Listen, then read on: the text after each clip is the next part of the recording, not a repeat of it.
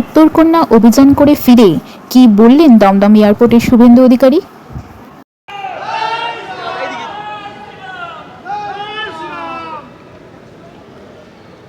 সামনে থেকে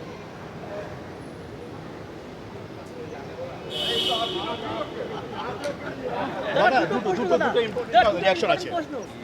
জগন্নাথ ধামের পরে দুর্গা অঙ্গনের ঘোষণা করলেন মমতা বন্দ্যোপাধ্যায়। কি দুর্গা অঙ্গন জগন্নাথ ধামটা কোথায় হয়েছে? দীঘাতে। পুরীতে আছে। ও দীঘাতে যেটা তো কালচারাল সেন্টার। প্রথমেই কনফিউজ করেন কেন আপনারা লোকজনকে? না, উনি ঘোষণা উনি করছেন একটা ভাস্কর্য বানিয়েছেন সরকারি টাকায়।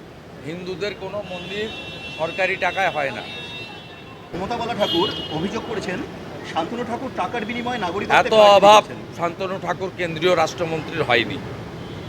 আমার মনে হয় না উনি এটা বলেছেন। ওনাকে আইপ্যাক শিখিয়ে দিয়েছে। প্রতীক জৈন একটা চিটিংবাজ, ওই আইপ্যাকে শেখানো কথা বলছে। সোশ্যাল মিডিয়া একটা কুপন ঘোরাফেরা করছে যে একটি মত পাওয়া যাবে তৃণমূলের প্রতীক সহ একটি মত পাওয়া যাবে। চারিদিকে তো মদ খেয়ে, বাংলা মদ খেয়ে তো ভরিয়ে দিছে। পোলট্রির মুরগি, পোলট্রির ডিম আর মমতার মদ 28 টাকার পাউচ।